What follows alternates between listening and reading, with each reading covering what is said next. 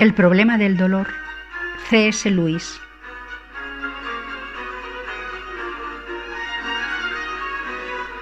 La omnipotencia divina.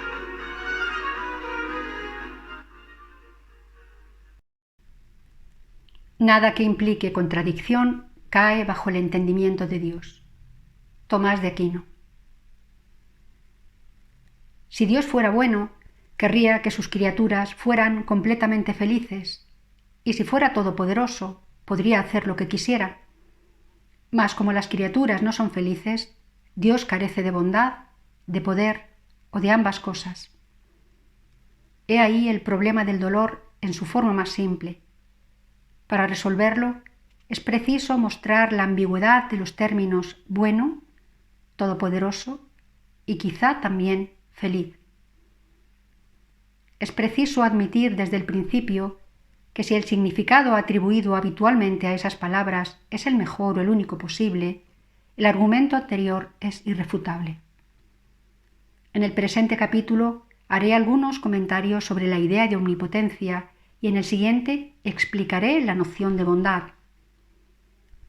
Omnipotencia significa poder hacerlo todo, sea lo que sea. Por su parte, las Escrituras dicen: para Dios todo es posible. En la discusión con no creyentes se suele oír con frecuencia cosas como esta: si Dios existiera y fuera bueno, haría tal o cual cosa.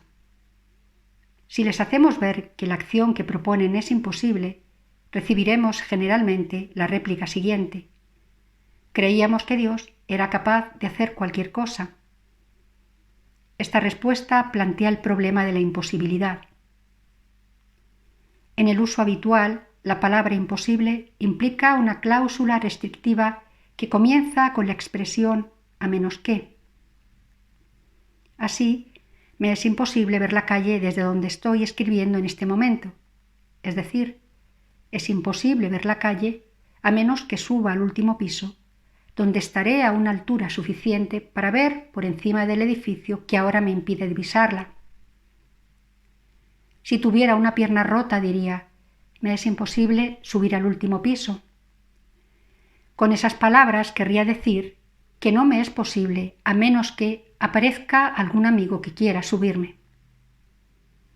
Ascendamos ahora a otro nivel de imposibilidad.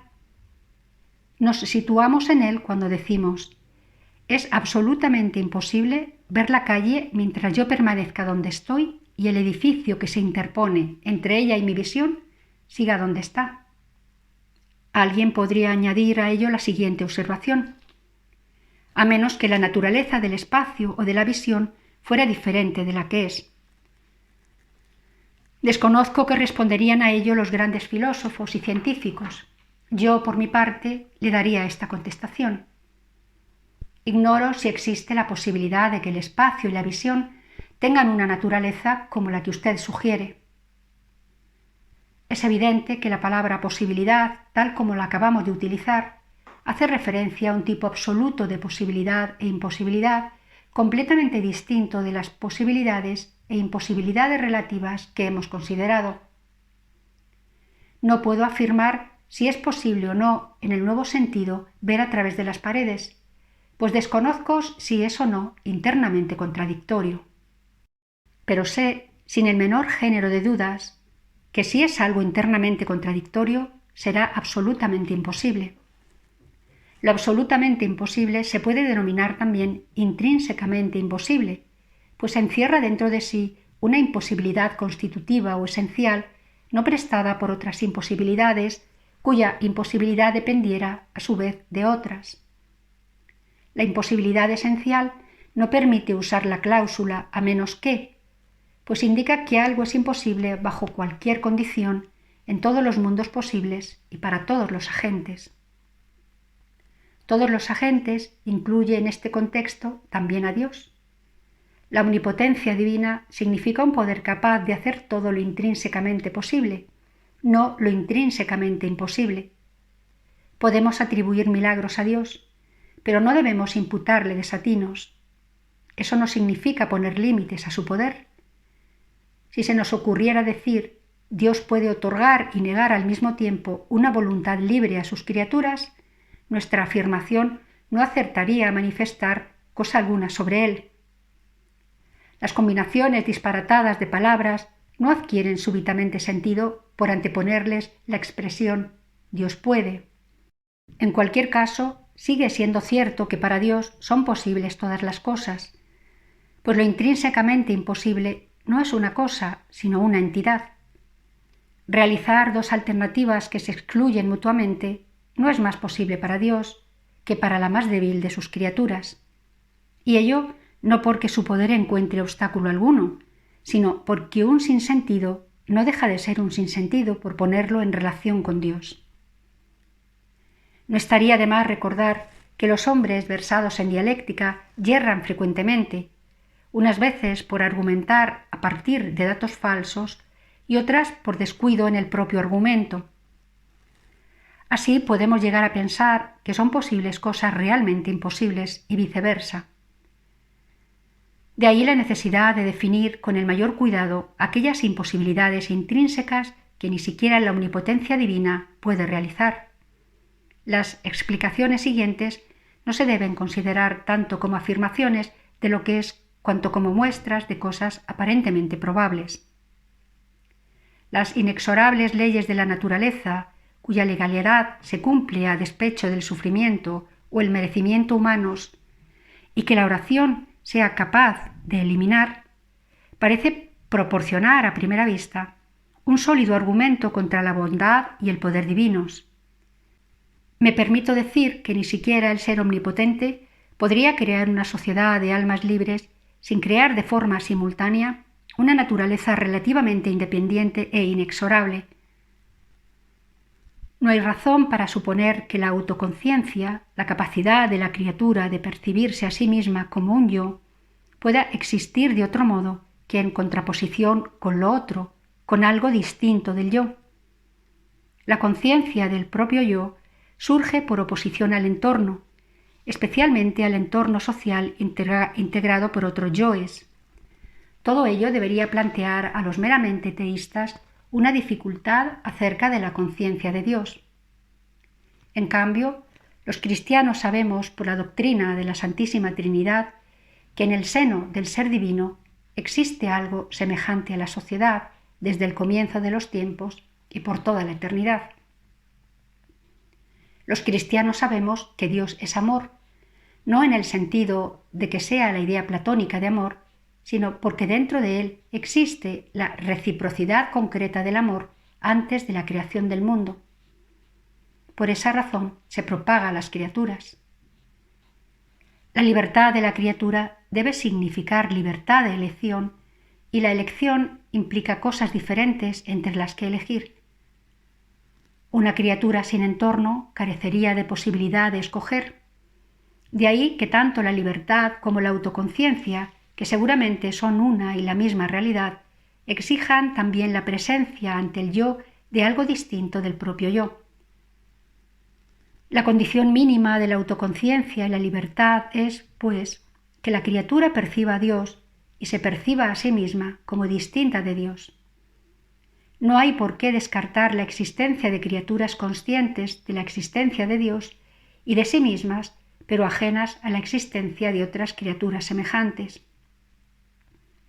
Para unos seres así, la libertad consiste lisa y llanamente en elegir entre amar a Dios más que a sí mismos o a sí mismos más que a Dios. No es imposible imaginar una vida reducida a lo estrictamente constitutivo. Tan pronto como intentamos introducir el conocimiento mutuo entre criaturas semejantes, tropezamos con la necesidad de la naturaleza. De la conversación habitual de la gente parece desprenderse que nada hay más fácil para las inteligencias que el encuentro mutuo y la recíproca percepción de cada una de ellas por la otra. Pero yo no veo posibilidad de algo semejante fuera del medio común formado por el mundo exterior o entorno. El más pequeño intento de imaginar un entorno semejante entre espíritus incorpóreos insinúa, subrepticiamente al menos, la idea de un espacio y un tiempo comunes sin los cuales no es posible dar sentido al prefijo co de coexistencia. El espacio y el tiempo constituyen ya un entorno. Todavía es preciso, sin embargo, algo más. Si los pensamientos y pasiones de los demás estuvieran presentes ante mi conciencia como los míos propios, sin el menor indicio de exterioridad o diferencia, ¿cómo podría distinguirlos de los míos? ¿Cómo podría tener pensamientos o pasiones sin objetos que sentir o en los que pensar? Más aún, ¿podría alcanzar las nociones de exterioridad o alteridad sin tener experiencia de un mundo exterior? Algunos cristianos pueden responder diciendo que Dios y Satanás influyen directamente en la conciencia sin el menor vestigio de exterioridad. Así es, y el resultado es que la mayoría de las personas sigue ignorando la existencia de ambos. Podemos suponer, pues, que si las almas humanas influyeran directa e inmaterialmente unas sobre otras, y que cualquiera de ellas creyera en la existencia de las demás, significaría un triunfo poco común de la fe y la inteligencia. En esas condiciones me resultaría más difícil conocer a mi vecino que a Dios, pues para reconocer el influjo de Dios sobre mí cuento con la ayuda de ciertas cosas que llegan del mundo exterior, como la tradición de la Iglesia, las Sagradas Escrituras y el diálogo con amigos religiosos. Para que exista en sociedad humana necesitamos exactamente lo que tenemos, una realidad neutral, distinta de ti y de mí, que ambos podemos manejar para hacernos señas el uno al otro. Yo puedo hablar contigo porque ambos podemos emitir ondas sonoras a través del común espacio interpuesto entre nosotros. La materia mantiene separadas las almas, pero también las une. Asimismo, permite a cada uno de nosotros tener exterioridad e interioridad, de suerte que los actos voluntarios y los pensamientos son para mí ruidos y destellos. Además de ser, nos es posible aparecer. Eso permite a cada hombre el placer de trabar conocimiento con otros hombres. La sociedad implica, pues, un ámbito común o mundo en el que se encuentran sus miembros. Si existe una sociedad angélica, como afirma la creencia compartida por los cristianos, los ángeles deberían tener también un ámbito, un mundo como ese, algo semejante a lo que para nosotros es la materia entendida en sentido moderno, no el de la escolástica. Pero si la materia ha de servir de campo neutral, debería tener una naturaleza fija característica. Si el mundo o sistema material tuviera un solo habitante, podría ajustarse en todo momento a sus deseos. Los árboles se agolparían para complacerle y le cobijarían bajo su sombra. En cambio, en un mundo que cambiara de acuerdo con los caprichos de alguien, nos sería imposible obrar. Perderíamos la capacidad de ejercitar el libre albedrío y nos resultaría difícil dar a conocer nuestra presencia a los demás. Cualquier género de materia empleada para hacer señales estaría ya en su poder.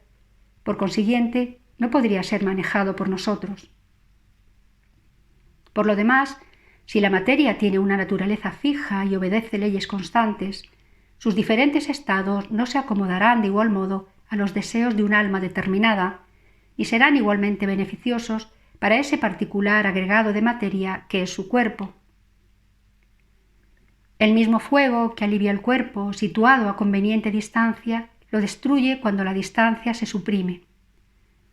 De ahí la necesidad, incluso en un mundo perfecto, de señales de peligro, para cuya transmisión parecen estar diseñadas las fibras nerviosas sensibles al dolor.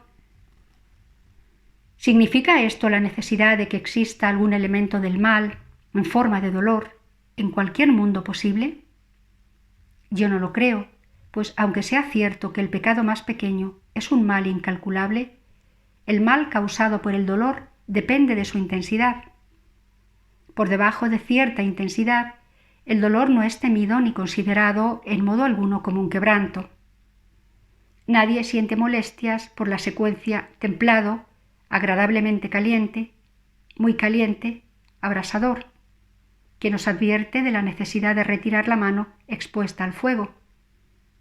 Por lo demás, Si confiamos en el testimonio de sentimiento propio, deberemos reconocer que un ligero dolor de piernas salir a la cama tras un día de caminata es realmente agradable.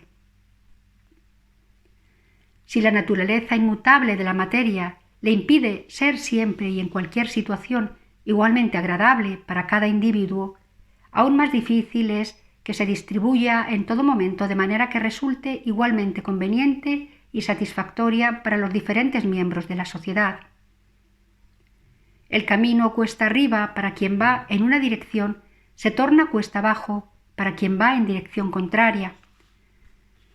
Si un guijarro se halla en un lugar que alguien quiere, no puede estar, por una rara coincidencia, en el que otro desea.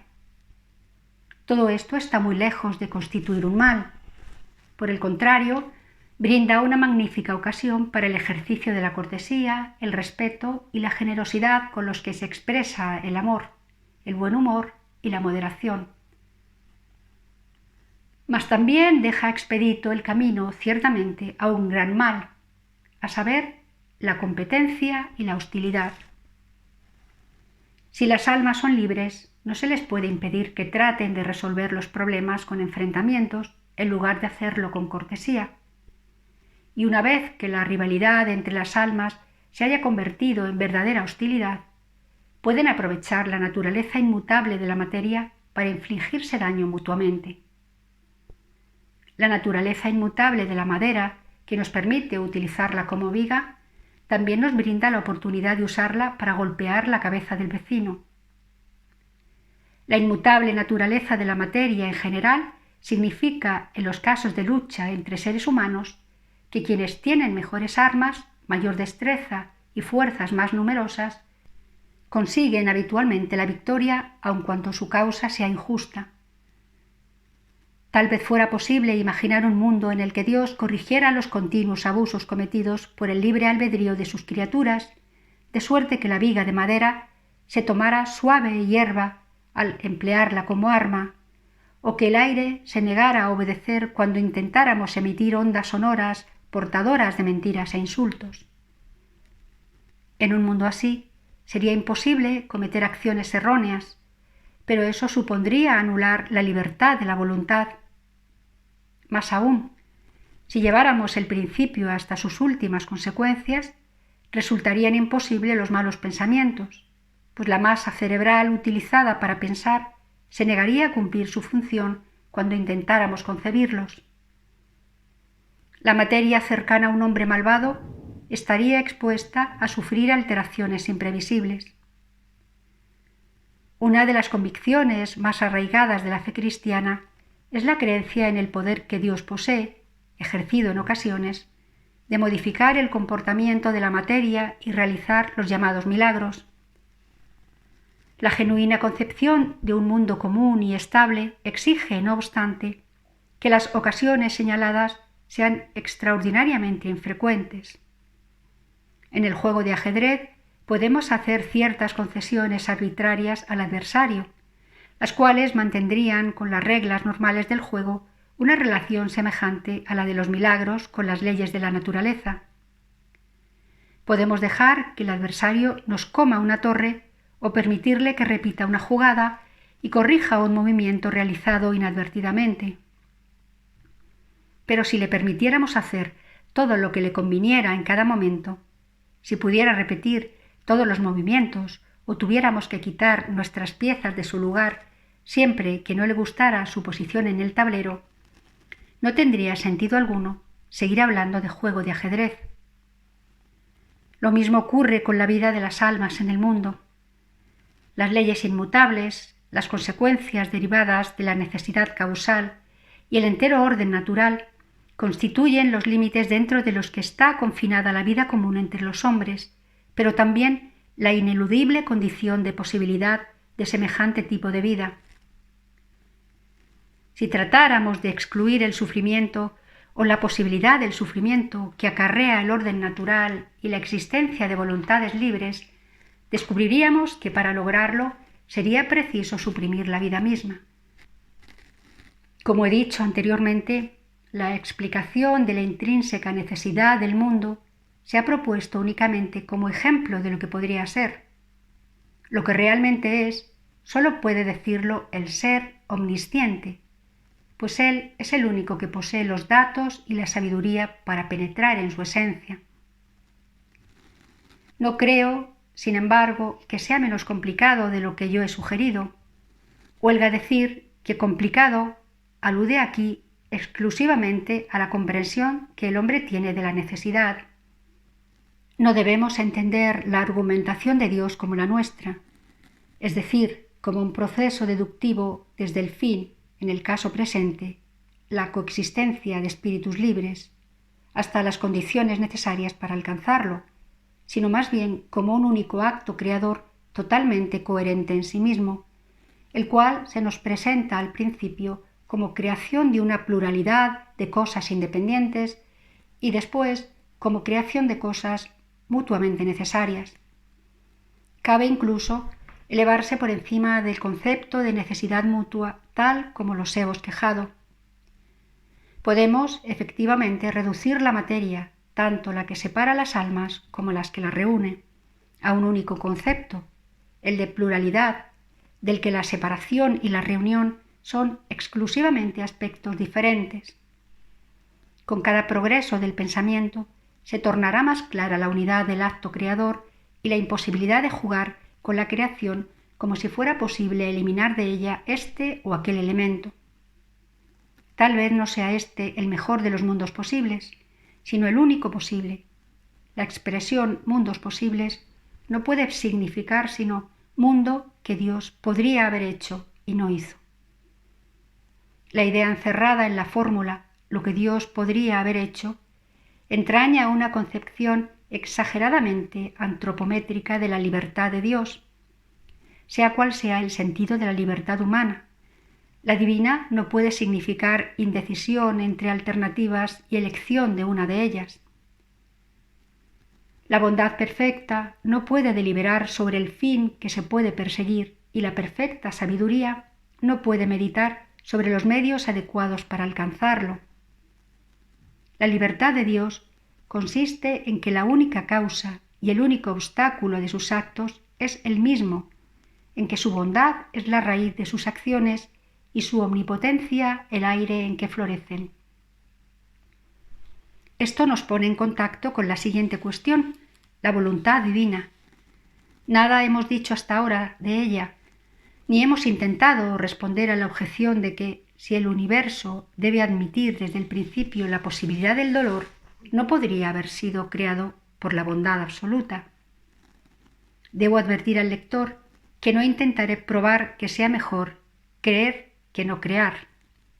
Desconozco por completo con qué balanza humana podríamos pesar tan portentosa cuestión. Se pueden establecer comparaciones entre unos y otros estados del ser, pero el intento de comparar el ser y el no ser termina necesariamente en mera palabrería. ¿Sería mejor para mí no existir? ¿Para mí, en qué sentido? Si yo no existiera, ¿qué beneficio me reportaría no existir? Mi propósito es menos ambicioso. Se trata simplemente de descubrir el modo de concebir sin contradicción la bondad divina y el sufrimiento en un mundo sufriente y contando con la garantía fundada en razones diferentes de que Dios es bueno. Fin de la omnipotencia divina, del problema del dolor, de C.S. Lewis.